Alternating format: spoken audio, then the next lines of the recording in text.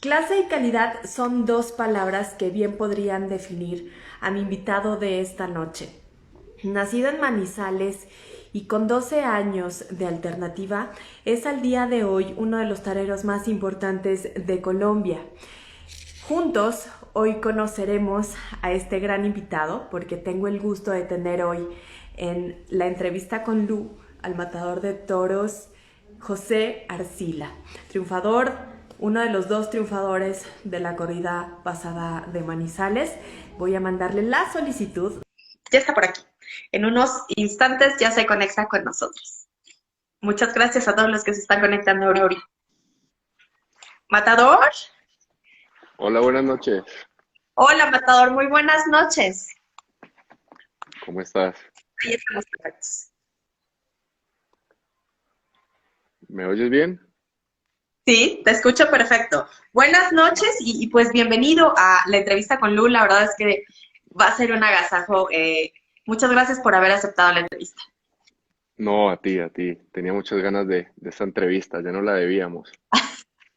Pues es mutuo y vaya que muchísima gente también estaba muy entusiasmada por conocer un poquito de José Arcila, un poco más el lado personal. Y pues vamos a iniciar. Eh, Antes que cualquier otra cosa, quiero hacer mención también sobre el gran gusto que tienes, principalmente con los trajes de luces. Un catafalco y oro que vimos en esta corrida virtual de Manizales, que qué barbaridad, se la anduve presumiendo a todo mundo. ¡Qué belleza de vestidos! Sí, tengo la fortuna el vestido me lo regaló el maestro El Dandy, mi suegro, que desafortunadamente falleció, ya no está con nosotros, pero el buen gusto que él tenía por el vestirse bien de torero, el verse impecable, me lo inculcó Así es. bastante y nada, pues en esta corrida fue un homenaje a él. Quería salir perfectamente vestido y ese vestido me lo había regalado él, entonces creo que era un homenaje y gracias a Dios salió súper bien todo. Exactamente. Vamos a iniciar un poquito de esta entrevista. Muchas veces el inicio para algunas personas o para algunos matadores de toros siempre es porque pertenecen a alguna dinastía o tienen alguna parte de herencia. Sin embargo, nacer en Manizales es nacer en una tierra fértil llena de tauromaquia por todos lados, donde se respira tauromaquia por todos lados. Cuéntanos un poquito cómo es la infancia de José Arcila. Bueno, como tú dices, tengo la fortuna de haber nacido en la tierra más taurina de Colombia. Acá se respira toros no solamente durante la temporada, sino el resto de la temporada se habla de toros. Acá tomas un taxi y la gente te habla de toros, te habla de la temporada. Y la gente lo vive con mucha pasión. Aparte también es una fuente muy grande en la economía de Manizales. La gente logra a través de sus puestos de trabajo poder tener el dinero suficiente para sobrevivir el resto del año. Entonces lo toma con Así. mucho cariño y por eso somos tan amantes y respetamos tanto nuestra fiesta y nuestra tradición. O sea, el toreo en Manizales se vive con muchísima intensidad. Ojalá tengas el gusto algún día de venir y estar acá en la feria. ¿Qué es lo que impacta en tu vida para poder decidir tan pequeño el querer ser matador? Eso mismo, haber tenido la fortuna de haber nacido acá y de que mis padres me llevaran desde muy niño a los toros. Como te digo, aquí no solamente es las calles aledañas a la Plaza de Toros, sino toda la ciudad que vive esto con mucha intensidad. Y desde niño haber ido a la plaza me marcó muchísimo. O sea, poder ver ese héroe de luces que están en el medio del ruedo. Me tocó toda la época del Maestro Rincón y eso influenció muchísimo porque la plaza era un llenazo. Siempre eran los carteles de no hay billetes cuando se anunciaba él y a mí aquello me deslumbró. Y tener la fortuna también de que habían las entradas para poder que me llevaran mis padres a ver los toros. ¿En qué momento decides, digo, yo sé que eras muy pequeño, 12 años apenas, para inscribirte a una escuela y decir, ok, yo quiero aprender, yo quiero ser torero, pero 12 años, eres muy pequeño para inscribirte en una escuela como es la de Manizales? Sí, pues tuve también la fortuna que en el colegio donde yo estudiaba había un Ujú. compañero que quiso ser torero y estaba en mi mismo grado. Y 3 años más adelante estaba un torero muy importante de Manizales que fue Andrés de los Ríos. Ok. Entonces, yo lo veía a él, o sea, no teníamos estudio los días miércoles, y los días miércoles yo lo veía yendo a una placita de toros que hay en el batallón. Él iba con el atillo, el antiguo atillo que llevaba mucho el pana, y eso a mí Ujú. me parecía una locura, me parecía tremendo que ese hombre fuera y entrenara, y para nosotros pues era una figura del toreo. Y ya hablando en el colegio, algún día tuve la oportunidad de conversar con él y me habló de la escuela taurina y ya me sembró pues como esa inquietud de la escuela. Y yo era loco por los toros, o sea, yo guardaba cada recorte de revistas taurinas y cuanto afiche, cuánta cosa había de la feria, las entradas que era precioso, que eso se ha perdido mucho en los toros, de pronto en Sevilla se conserva, pero las entradas Ujú. eran auténticos carteles. Entonces tú guardabas la entradita y tenía los toros y tenía todo, era precioso. ¿Cómo vives esa primera fase para, para ser tu torero? ¿Era más la pasión que la técnica? Era jugar al toro. Ahí no existía Mm. técnica, no existía nada. Era jugar al toro y a mí aquello me divertía y me deslumbraba. Estar ahí en esa placita del Soldado llena de árboles, ese ruedo con un callejoncito pequeñito, aquello era muy bonito.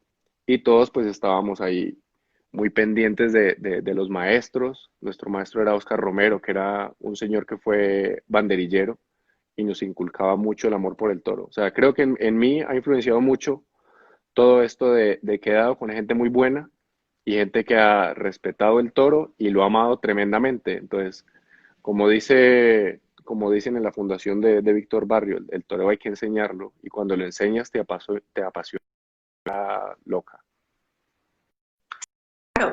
¿Y en qué momento decides que, bueno, pasas 5 años, si mal no recuerdo, en la escuela de Manizales, pero en qué momento decides que tienes que ir más allá? Es decir, tu paso por la escuela de Manizales da paso a la escuela de Cali, pero ¿en qué momento tú lo decides así? Bueno, como te digo, siempre he tenido muchos espejos y mucha gente que me ha influenciado. El maestro Andrés de los Ríos era el más adelantado, pues me llevaba unos años de ventaja de edad y de aprendizaje. Y él fue el que rompió los moldes un poquito. Él buscando y rebuscando, porque aquí se toraba muy poco.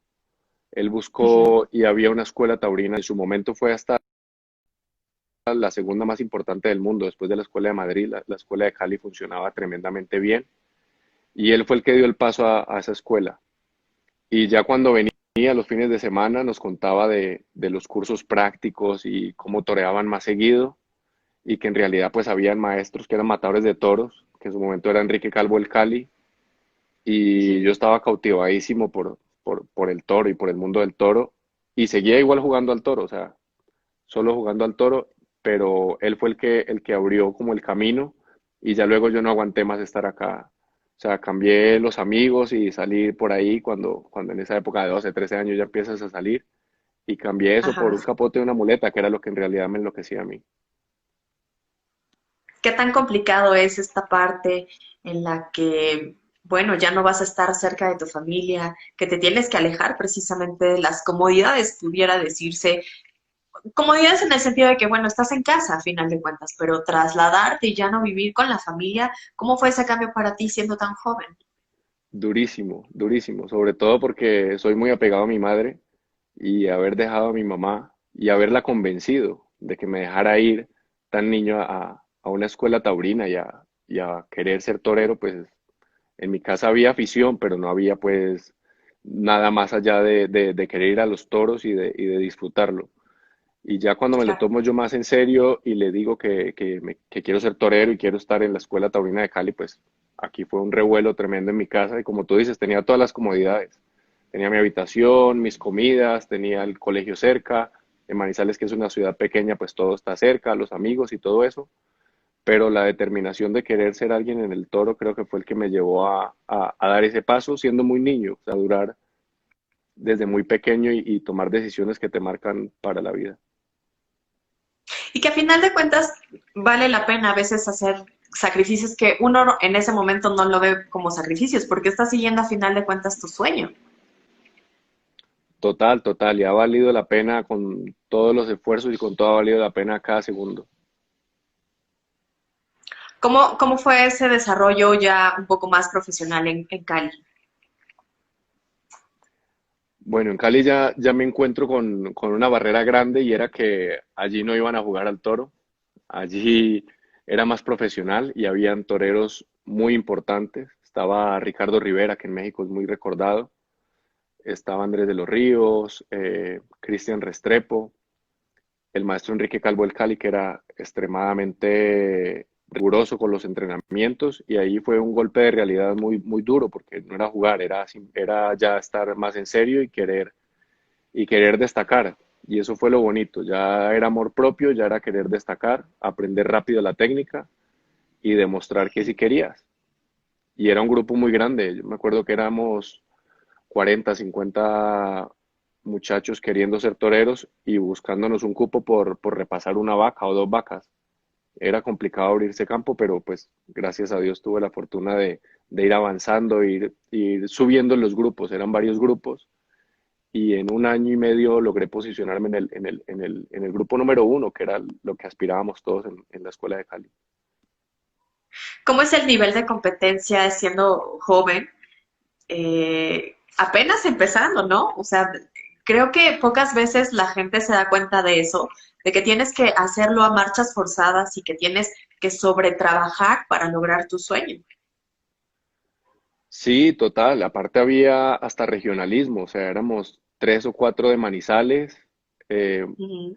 habían bastantes chicos de Medellín, de Cali había un montón de chicos, y éramos como una familia, pero cuando llegaba el turno de torear, ahí cada quien luchaba por lo suyo, y romper esos moldes es bonito, pero a la vez es complicado, o sea, saber que tienes que estar mejor que tu compañero con el que a lo mejor compartes una habitación para dormir es complicado, pero ahí ya pues prima el deseo de cada uno de querer superarse. Oye, y cuéntanos ese debut, siendo ya alumno de la escuela, debutas sin picadores. ¿Sí es así? Sí, sí, debuto acá en mi tierra, en Manizales, cuando Ajá. eso fueron de las primeras versiones de Toros y Ciudad, que es en octubre. Tuve la fortuna de venir a un par de tentaderos y ganarme un cupo. De ahí debuté un 9 de noviembre del 2002 de luces, y al otro día toreé una novillada de concurso de 6 novilleros en Cali. Y de ahí ha sido una guerra Oye, constante. ¿y cómo sentiste pisar tu plaza, pisar tu tierra y decir, oye, aquí estoy yo? No, esa primera tarde fue deslumbrante. O sea, lo que había soñado toda la vida de ver esa plaza llena y siempre yo en el tendido y ya verme allá abajo fue una losa muy grande para cargar. Sabía el compromiso, o a lo mejor ni lo sabía. Estaba muy abrumado por la situación. Pero gracias a Dios, pues cuando sale el toro, todo eso queda de lado y ya sales a demostrar de lo que estás hecho o lo que quieres, por lo menos mostrar deseos, que es lo que siempre he intentado. Ser sobresaliente también te ha ayudado mucho a siempre querer un poco más o ir más allá de las cosas. Cuando tú debutas con picadores, esto lo haces en Quito, Ecuador, ¿cómo es que se da que fueras a otro país a debutar y que debutaras también con picadores? Bueno, como te digo, la escuela de Cali tenía un nivel tremendo Ujú, de bueno, venían eh, y se daban ujú. intercambios, y yo tuve la fortuna cuando llegué a Ecuador a debutar, toreé primero una novillada sin caballos, y el día que toreé, tuve la fortuna que el señor que trabajaba ahí, que era casi que el empresario, que es don Enrique Cobo, Ujú. desde ese día hubo una conexión tremenda y me adoptó como si fuera un hijo. Y vio condiciones en mí, creyó en mí hice temporadas largas en el Ecuador. O sea, yo cogía un bus acá en Manizales y me demoraba casi un día entero en llegar hasta la ciudad de Quito. Pero todo eso era bonito, para mí ha sido de lo más bonito de mi carrera. Empezar a hacerme un nombre, a buscar oportunidades, y tuve la fortuna pues en él en encontrar una especie de padre que me arropó, me abrió las puertas de su casa y me dio la oportunidad luego de verme progresos de debutar con caballos ahí en la Plaza de Toros de Quito, que ojalá algún día vuelvan a darse las ferias de Quito, que son tremendas. Es una feria preciosa, una gente muy amable, como son los ecuatorianos, y una gente con una afición tremenda. Y ya debutar con picadores te pone en un nivel completamente diferente. Una cosa es debutar sin picadores y dices, bueno, esto es parte del proceso, pero ya ser un novillero con picadores, ya la competencia sube de nivel bastante fuerte. ¿Cómo lo tomaste tú? ¿Cómo fue esa carrera como novillero? Bueno, y no solo la competencia, el toro crece muchísimo. De novillero sin caballos a novillero con caballos ya es casi que matar corridas de toros. Y esa novillada de Quito fue muy, muy grande. Me impactó mucho el tamaño del toro, el estar delante de un animal tan grande y tan poderoso. Y toreé en Quito y a los 8 días toreé acá en Manizales, también una preferia. Y apenas me estaba adaptando al tamaño del toro y a los 8 días acá en Manizales fue mi bautizo de sangre. Fue mi primera Ujú. cornada de 15 centímetros y me marcó muchísimo porque para mí fue como si el toro en realidad me preguntara si en realidad quería esto y si estaba dispuesto a esto. Porque es diferente cuando te ves la carne abierta y cuando sabes que en realidad te puede pasar algo grave, que en realidad el toro sale para coger y que hay que estar dispuesto a entregar tu vida y que si no estás dispuesto a entregar tu vida, pues en realidad estás en el camino equivocado. Y afrontar esa primera cornada y saber que en realidad quería seguir adelante con todas las consecuencias ha sido lo más bonito que me ha pasado. Y sobre todo vencer el miedo. Yo leía algo mientras estaba buscando parte e historias de ti, que mencionaste que el miedo siempre está ahí, pero no puede ser más grande que tus deseos de seguir adelante. Creo que esa parte también es una constante en los matadores de toros, ¿no? Total, vencer todas las incertidumbres y todos los miedos que con el tiempo te vas achacando a ti mismo es lo más complicado, porque se llena uno de muchos agüeros y creo yo tonterías que a la final pues te tienes que echar la culpa a ti mismo, a lo que hagas es lo que está en tu cabeza y tus deseos. Entonces romper esos esquemas es complicado, pero creo que pasa en toda la vida. Romper esas barreras con deseos es lo más bonito. Sí, por supuesto. Después de ese Quito, ¿cómo llega la oportunidad de venir a México para torear aquí? ¿También es parte del resultado de lo de Ecuador? No, el ir a México lo tuve como trofeo el día de la jornada aquí en Manizales, que toreábamos Ujú, con Pepeillo, un torero mexicano que ujú, apoderaba a Chilolo. Y ese día recuerdo mucho en la enfermería mientras me operaban, pues anunciaban los triunfadores y los trofeos de cada uno. A mí me dieron el trofeo de la mejor estocada y ahí anunciaron que ok. Pepeillo toreaba la feria y que yo iba a un intercambio a México. Entonces fue esa doble sensación de angustia en la enfermería mientras me operaban, pero escuchaba por los altavoces que iría a México. Ahí tuve la fortuna de estar un par de meses viviendo en el rancho del maestro Chilolo. Ujú. Toreé 2 tardes en Orizaba, unas novilladas muy grandes, muy astifinas. Y me recuerdo perfectamente saliendo de la segunda novillada, él me estaba diciendo que había estado muy bien y me lo soltó de un momento a otro. Me dijo, oye, ¿te gustaría torear en la Plaza de Toros México? Y Ujú. yo pensé que me estaba tomando el pelo, o sea, íbamos de regreso del hotel al rancho. Y yo le dije, pues, ¿cómo no voy a querer rear? O sea, yo y cualquiera.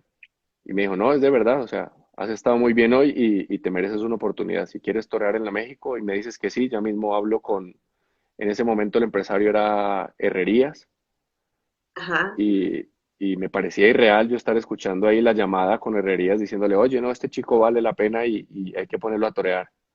Y ya luego, pues, a los días pasar por la Plaza de Toro México que pasé trotando y ya ver los carteles, pues, de todas las paredes con mi nombre, eso fue un orgullo tremendo. ¿Cuál es tu sensación al pisar la Plaza de México? Y siempre lo pregunto porque impone, si como aficionado te impone, ya abajo en el ruedo, es inexplicable para nosotros esa sensación, pero ¿qué fue para ti?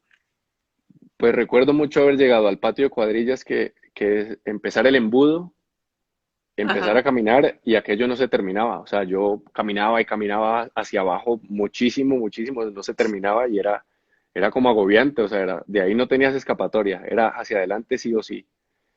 Y recuerdo mucho en el oratorio, el cuadro de la Virgen de Guadalupe era gigante y creo que desde ese día me convertí, soy fiel devoto de la Virgen de Guadalupe. Y esa tarde lidiaste toros de Rancho Seco, me parece. ¿Cómo te fue?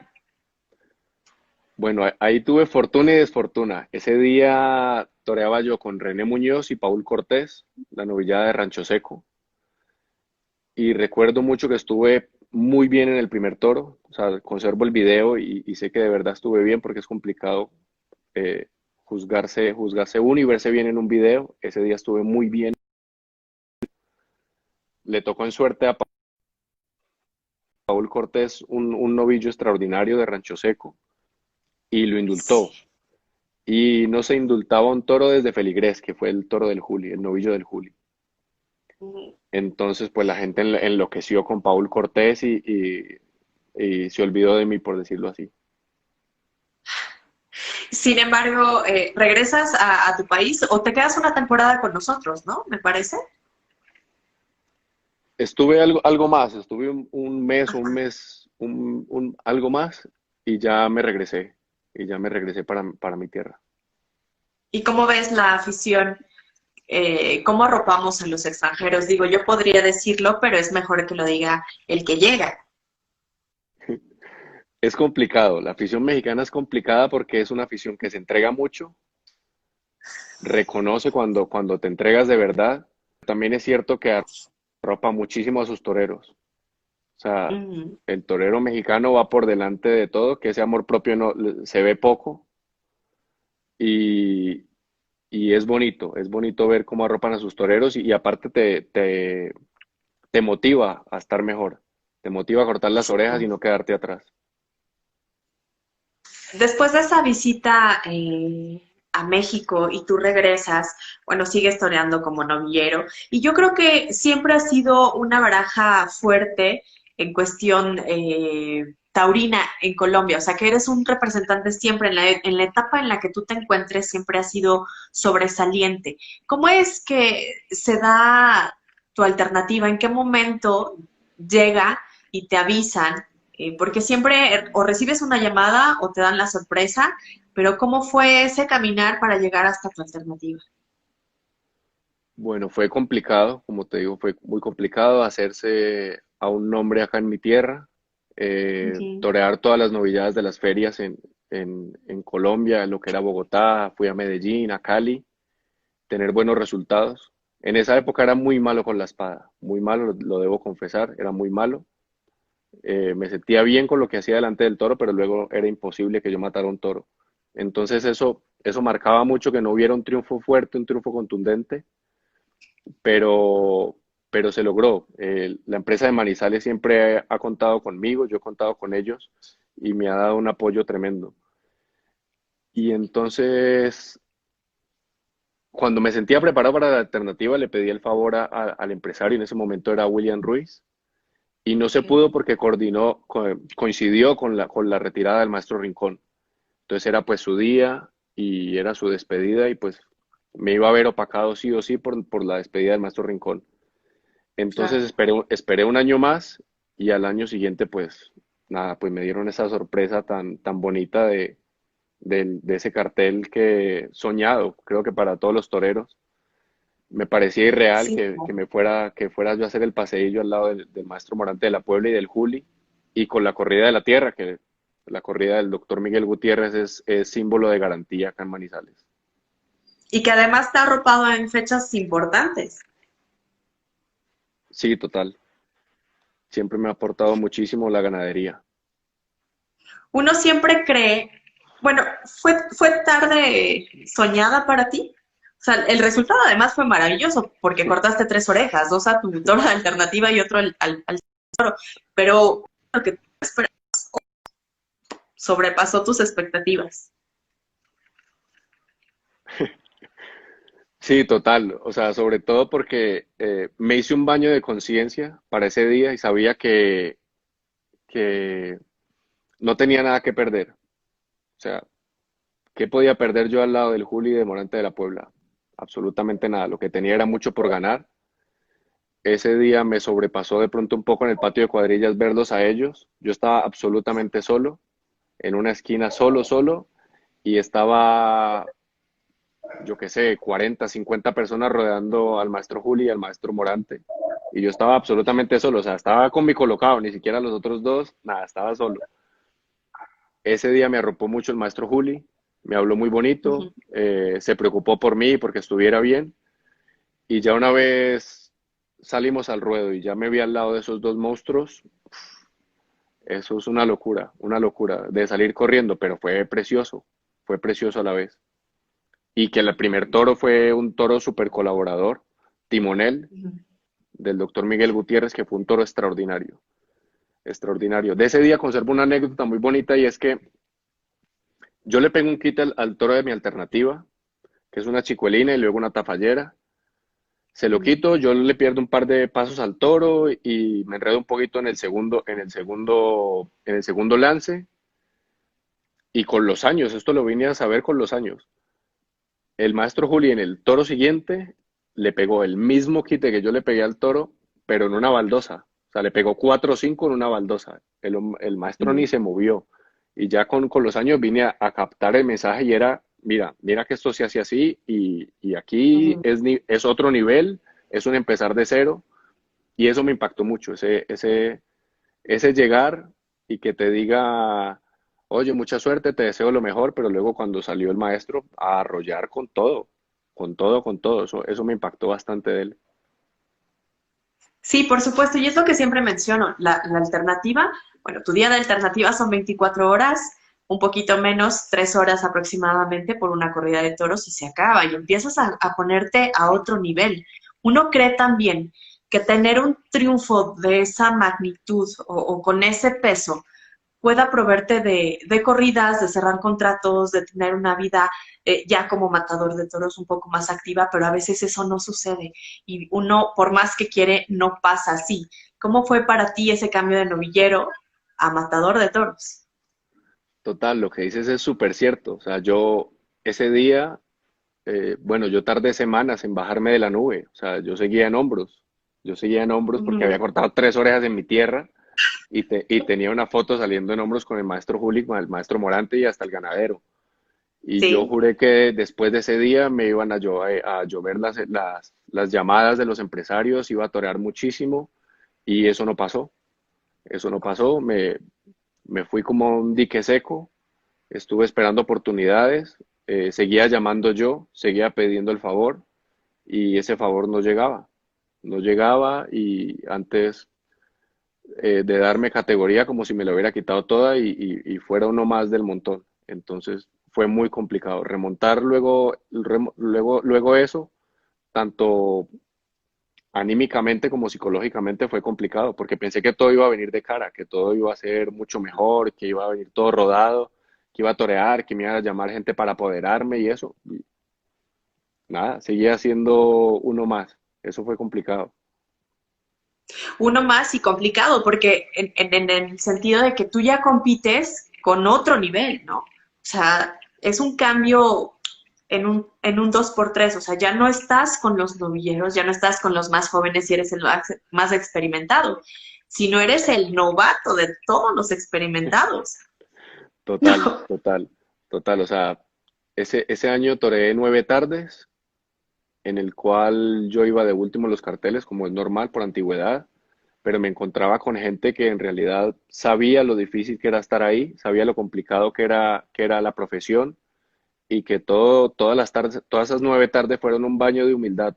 Todos los días era ver cómo podía captar algo de la técnica de ellos, cómo podía aprender ese respeto por el toro, desde el Claro. sorteo y las corridas de toros así se piensen que en Colombia no son muy grandes, en la provincia se lidia un toro muy grande, muy fuerte, y eso era complicado. Y luego el público pues te exigía de otra manera también. Sí. Ya no podías equivocarte tanto. ¿Qué pasó con esa espada? La espada tardó, la espada tardó un año más, un año más. Ahí estaba leyendo el comentario de un compañero que le mando un abrazo muy grande, que es Juan Francisco Hinojosa, y me decía, y estaba escribiendo ahí que yo era muy vago con el carretón en la escuela de Cali, y a lo mejor lo era. O sea, te das cuenta de todo eso, te das cuenta de que vale la pena cada segundo, que cada vez que te ves anunciado te quedan faltando días para entrenar, que quisieras entrenar mucho más cuando te ves anunciado. Y creo que esa falla que era la espada se convirtió en mi as bajo la manga y le cogí un cariño increíble a la espada. O sea, ahora yo entreno y si no entreno una hora, hora y media con el carretón, es como si no hubiera entrenado. Entonces creo que le cogí fue amor a las falencias que tenía, sobre todo con la espada, y tengo la fortuna que en los últimos 3 años que se me vaya un toro es muy complicado. Porque es que luego esos triunfos que se van no vuelven y esas oportunidades se empiezan a ir y cuando empiezas a ver que si en realidad no estás a la altura y no redondeas las faenas con la espada, pues se quedan en un sí, pues se puede, pero no, y te ponen muchas pegas. Ahora último, creo que es lo que más puedo resaltar de mi tauromaquia, es la seguridad con la espada. Sí, por supuesto, hiciste de tu debilidad una fortaleza y eso es maravilloso. ¿Cómo fueron los siguientes años ya? Ir poco a poco escalando, ir poco a poco madurando. ¿Cómo le fue a José Arcila los años siguientes? Bueno, es abrirme camino, es seguir buscando un nombre, seguir buscando reconocimiento. Tuve una etapa dura de también de irme al Perú, como lo hacemos muchos toreros por buscar Ujú. oportunidades. Y en el Perú son dos extremos a ver cómo te explico. Te encuentras con una gente maravillosa, maravillosa, con una gente que ve al torero como un héroe, te tratan con un cariño y un amor que no tienes cómo pagarlo, pero te encuentras con poblaciones donde no hay un hospital, donde las asistencias médicas son nulas y ahí es complicado porque en esas épocas del Perú me tocaron 3 o 4 jornadas de gente que quedó con muchas secuelas y solo por eso, o sea, ibas en una furgoneta y pasabas un pueblo y te decía, mira, faltan 2 horas para donde vamos a torear, pero el hospital queda acá. Entonces quedas un poquito tocado con eso. Sí, es como ir a la Pero guerra, ¿no? como ir a la guerra, total, total, total. Eso me asustaba mucho. Me asustaba mucho tener un percance y de pronto no superarlo. E inclusive tuve un día que toreé con Fernando Rocarrey, el hermano del maestro Andrés, y Emilio Lacerna en Palca, Perú. También me pegó una cornada un toro que me destrozó el gemelo. Y recuerdo haber entrado a la enfermería y el médico no estaba en sus 5 sentidos. O sea, él estaba de fiesta como el resto de la gente. Me operaron ahí. Esa noche fui no en una ambulancia, en un carro de un compañero, ir hasta Lima, llegar a que me operara el doctor Baltasar en la Plaza de Toros de Hacho y llegar aquí a Colombia y encontrarme con miles de secuelas de esa operación y tener que hacer otras 2 operaciones acá en Colombia. Entonces, eso fue complicado porque yo luego me decía, si aquí un toro me parte la femoral, pues no lo voy a contar, no lo voy a contar. Eso me pareció complicado del Perú. Pero como te digo, las poblaciones, la gente, sus tradiciones y el amor que demuestra por los toreros es precioso. Sí, por supuesto. ¿En qué momento tú decides probar suerte y decir, ok, me voy para España? Eso fue en 2015, pero ¿cómo lo decides tú? ¿También en esa búsqueda de oportunidades de crecimiento? Bueno, eso me llegó de manos ya del maestro Dandy. El Ujú. maestro Dandy era mi maestro, era mi suegro y estaba en un momento de una depresión tremenda, de que no lo veía claro, estaba muy mal anímicamente, de que a lo mejor y pensé en hacerme a un lado, no lo veía claro, no toreaba y veía que pues ya estaba teniendo una edad y que tenía algo que hacer con mi vida. Ujú. Entonces tuve la fortuna de que él me apoyara, de que, de que fuera también como un psicólogo. Entonces, en esas épocas solamente toreaba en su casa, en su ganadería y solamente los tentaron. No me llamaba absolutamente nadie, toreaba solo en su casa. Y él me decía, pero pa'lante, que eres buen torero, que hay que seguir, que hay que perseverar, que hay que entrenar el triple. Si entrenas cuando toreas, pues ahora tienes que entrenar muchísimo más. Claro. Y, y con él, pues tuve esos aprendizajes y él fue el que me animó a que nos fuéramos a España, a que nos fuéramos a vivir, a que nos fuéramos a buscar oportunidades, a hablar, a mirar, a hacer inversiones, porque cuesta, cualquier cosa cuesta. Aquí movilizarse para un tentadero te está costando dinero. Irse para allá, vivir en España no es fácil y más para estas monedas, para las monedas de nosotros, la mexicana y la colombiana sobre todo. Es convertir a 4 veces un peso de acá, entonces es complicado. Pero nos fuimos y nada, empezamos a entrenar y a entrenar y a entrenar y a entrenar, a buscar. El maestro había hecho temporadas en el año 95 en España. Él empezó a llamar a sus contactos, oye, mira, hasta este chico tiene afición, ¿por qué no le invitas a un tentadero? ¿Por qué no lo ves?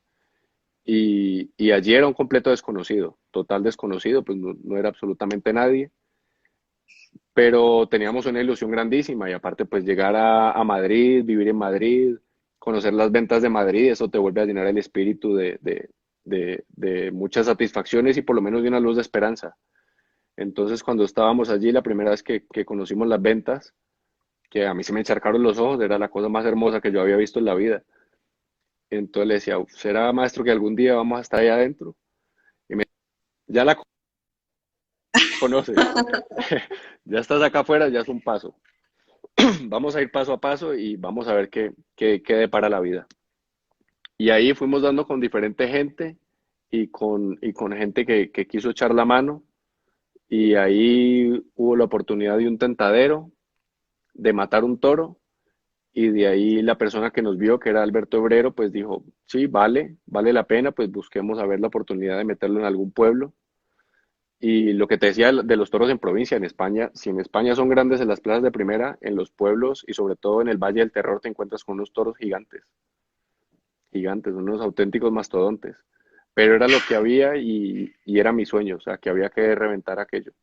Y gracias a Dios pues se dio así y pude sumar, el primer año sumé 8 tardes, en las cuales Uf. solamente una tarde no salí en hombros y era un poquito pues como la recompensa a todo ese trabajo. ¿Qué tan difícil es plantearte el hecho de claudicar? Debe de ser muchas veces dicen, bueno, ya se retiró y creen que es una decisión muy fácil, pero verte frustrado a veces no por falta de ganas, sino por falta de oportunidades, eso es como, híjole, más doloroso porque no quieres dejar tu sueño, pero pasó en algún momento decir, ya, hasta acá. Pues en mi caso pasaba por mi mente y yo decía, es que no puede ser cierto que yo entrene 24, pues entrene todos los días, todas las semanas, todos los meses y no aparezca ni un contrato, no aparezca un tentadero, no aparezca nada. Eso es decepcionante, es complicado. Sí, por supuesto. Y lo que tú dices, o sea, tengo compañeros o amigos que lo han dejado, cualidades tremendas para haber sido matadores de toros y de los buenos. Entonces todo eso te va curtiendo y cuando alguno se retira o se quita la idea de la cabeza de seguirlo intentando, pues pasa por tu cabeza mil veces, ¿será que sí? ¿Será que no? ¿Será que lo estoy haciendo bien? En realidad, ¿qué estoy haciendo con mi vida? Pero pues yo es que la verdad nunca he tenido un plan B y siempre le he apostado a esto. Le he apostado a esto y sé que voy a ser torero hasta que me muera, independiente de que se acaben las oportunidades o no, pero es Vale, parte de mí y es lo que le da sentido a mi existencia. qué bonito. Y qué bonito también ha sido esa parte en la que siempre existe alguien o siempre existe una luz. En este caso, tu suegro, que en paz descanse, el hecho de que tengas aquí nosotros le decimos el grillito que te esté diciendo y que te esté aconsejando de no soltar o que te eche una mano, como decimos también acá, que no te suelta, que te anima, que te empuja. También eso es una parte muy bonita que tiene la tauromaquia. Sí, o sea, yo creo que he contado con ángeles, ángeles y gente muy valiosa que ha aparecido en mi camino. Como te decía antes, lastimosamente son estas dos personas que ahora hacen mucha falta, pero por decir que Andrés de los Ríos apareciera en mi vida y me enseñara muchas cosas, eso fue muy bonito. Y que el maestro Dandy pues tuviera la fortuna de poder compartir con él y que es gente que es muy apasionada por el toro, o sea, vive para el toro, se emociona ver el toro en el campo, eh, y vive en realidad para esto. O sea, que he tenido unos grandes maestros, unas grandes enseñanzas y creo que eso es lo que se me ha inculcado y por eso creo que soy así. Aparte que soy muy terco también. Eso ayuda. Y esa parte que mencionas de ser del aficionado y del amor por el toro, Pablo Picasso también era un gran aficionado y tú participaste en una serie muy importante de National Geographic que poca gente sabe, y que tuviste la oportunidad de, de actuar como lo que eres, que es como matador de toros. ¿Cómo fue esa experiencia para ti? Eso fue muy bonito.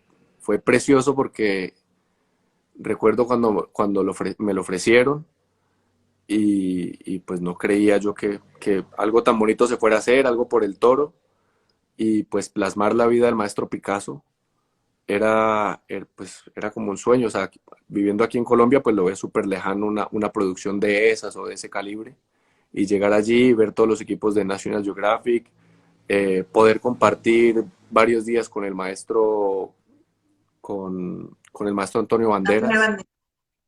Y el maestro es súper apasionado, súper aficionado, le encanta, pues es muy buen amigo del maestro Ponce y poder compartir con él fue muy bonito. Aparte, pues todo el elenco, el director, Ken y todo eso es gente americana y poderle transmitir el amor por el toro que nosotros tenemos, ¡buah! O sea, ellos se quedaban descrestados con todo lo del toro, o sea, les parecía fascinante. Recuerdo cuando terminó la grabación, eh, Ken me decía que lo que más le parecía bonito eran las medias de torear. Y yo había llevado un par de medias nuevas, o sea, salí impecable vestido y fui por las medias y se las regalé.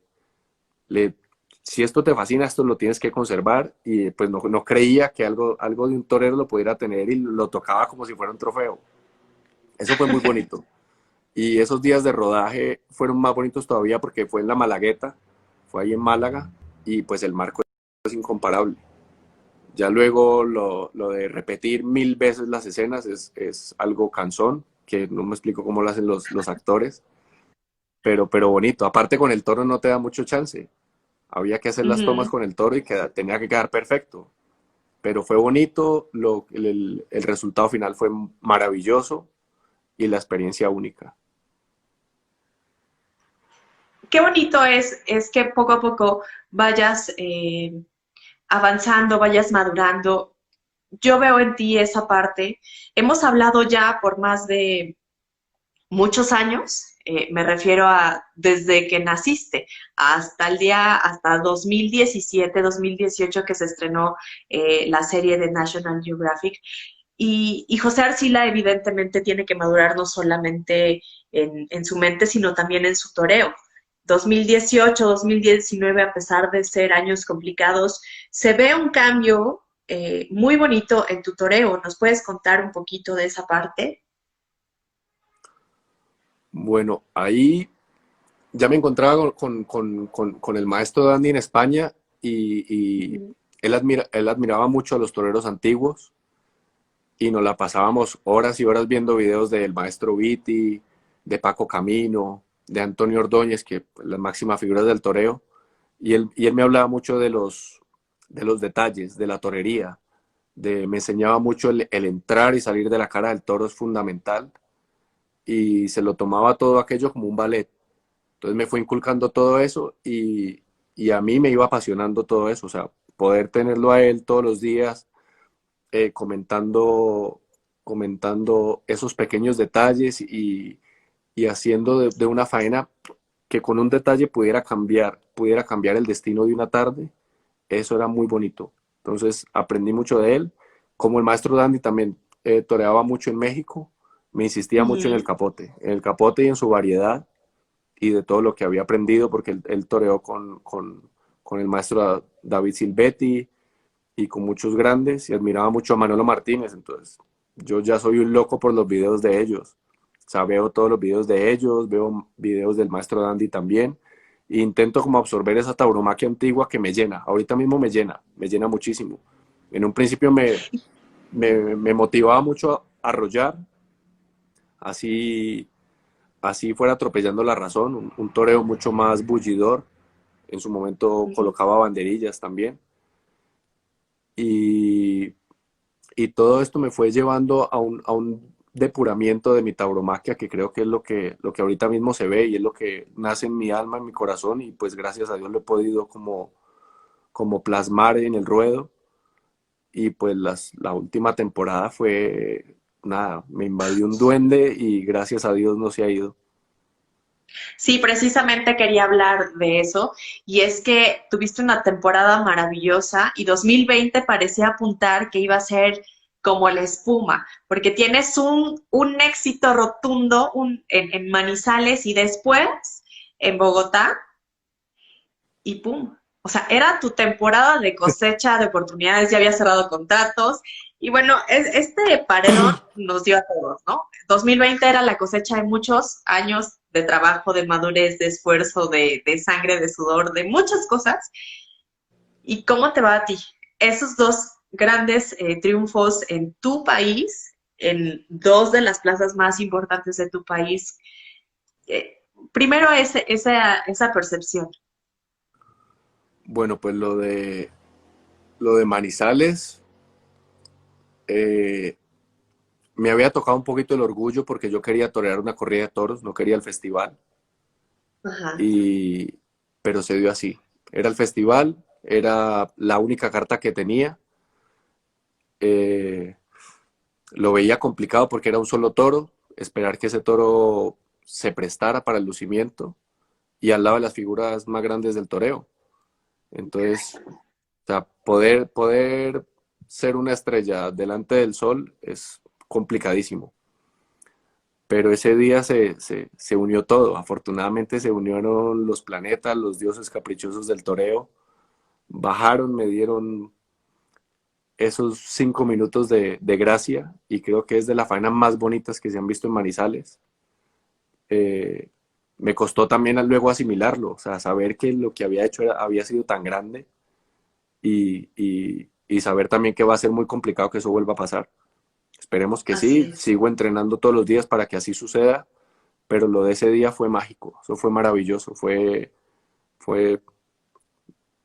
no sé, es que no se logra explicar. Sé que lo sentí muy bonito y sé que como latía mi corazón ese día, latían todos los corazones en la plaza. Qué bonito. Si bien ha sido un parón muy importante, no solamente para el mundo en general, sino uno muy fuerte para la tauromaquia, tuviste la oportunidad también de una feria bastante peculiar en este sentido de Manizales de manera virtual, pero que también llegó a muchos lugares que todos te vimos, que también muchos disfrutamos. Nos quedan muy poquitos minutos, pero sé que 2020 nos ha enseñado a no hacer planes. Sin embargo, retos y metas también existen. ¿Cuáles serían para ti? Ya, nos queda pendiente lo de Bogotá, que no hablamos lo de Bogotá, Nos quedan que lo de Bogotá también muchísimas fue cosas. maravilloso. Lo de Bogotá fue maravilloso porque era refrendar el triunfo de Manizales, o sea, era bajar del sueño y mostrar y demostrar que no había sido casualidad. Y Claro. ahí la suerte también me acompañó, tuve una gran corrida de Vista Hermosa que fue muy buena corrida, la espada no me defraudó y pude mostrar bastantes cosas bonitas también en el ruedo. Lo del parón ha sido horroroso porque igual pensé que iba a recoger muchas más cosas, iba a torear en muchos más sitios, había contactos ya con México, con España de torear pero como dice mi mamá, los tiempos de Dios son perfectos y ya vendrá. Si es para mí, ahí está esperándome y yo lo que tengo que hacer es prepararme y seguir. Y con respecto a la corrida de acá de Manizales, fue complicado porque si hay algo que me gusta a mí es el cariño de la gente, que eso no lo puedes comprar, eso se gana y eso es precioso. Y no haber sentido el calor de mi Manizales en la corrida virtual, sabía que me estaban viendo por la tele, pero no es lo mismo, no es lo mismo. Manizales tiene ese tendido joven que es una locura, todos estos chicos jóvenes aprendiendo y viviendo el toreo de una forma muy bonita y el resto de los tendidos de Manizales son especiales. Entonces yo creo que el calor de la gente hace mucha falta. Está bien por no dejar de dar la feria de Manizales, pero es inevitable.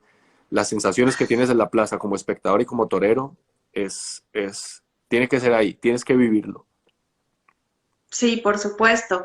El matador, quiero informarles a todos que me decían, ¿cuánto va a durar? Porque a lo mejor se aburren y definitivamente nos va a faltar tiempo, porque es una cosa maravillosa platicar contigo, matador, y desafortunadamente ya se nos acabó el tiempo. Genial. Desafortunadamente también no podemos leer todos los mensajes que fueron infinidad, pero creo que tú sí tuviste oportunidad de leer algunos. Quiero Algunos. agradecerte sobre todo la humildad y la pasión con la que vives esta fiesta. Es una maravilla, aprendemos mucho y muchas veces también no vemos qué hay detrás y no vemos y no conocemos la historia de un matador y vemos el resultado en el ruedo y no sabemos qué ha pasado. Pero ha sido maravilloso conocer esa parte tan bonita, tan apasionada, tan profunda, y creo que eso es lo que vemos precisamente cuando utilizas la muleta, un toreo muy, muy profundo. Te agradezco enormemente y deseo de todo corazón que estés por todos lados y que llegues a nuestro país, por supuesto. Muchísimas gracias por esta entrevista. No, a ti. Es un placer hablar contigo de toros. Ojalá se repita muchas veces y ojalá pueda ir a México. A mí México me encanta como país y como cultura taurina. Es mi locura. Y el toro mexicano no lo tiene nadie. Es lo más bello que hay. Esperemos Y que que nos sigan podamos ver. muchos, sí, por supuesto, y que sigan muchos triunfos, pero con plazas con gente, que es lo que más deseamos en este momento, que regresen la gente a las plazas, porque es una emoción, es una pasión que no se compara con absolutamente nada. Muchísimas, muchísimas No. gracias y de verdad todo el éxito del mundo porque te lo mereces. A ti, muchas gracias y bendiciones. Y un saludo muy fuerte a todos los que estuvieron hoy acá. Es correcto, muchísimas gracias a toda la gente que se conectó con nosotros. Aquí la vamos a dejar y pasen bonita noche. Nuevamente, muchísimas gracias. Gracias, chao.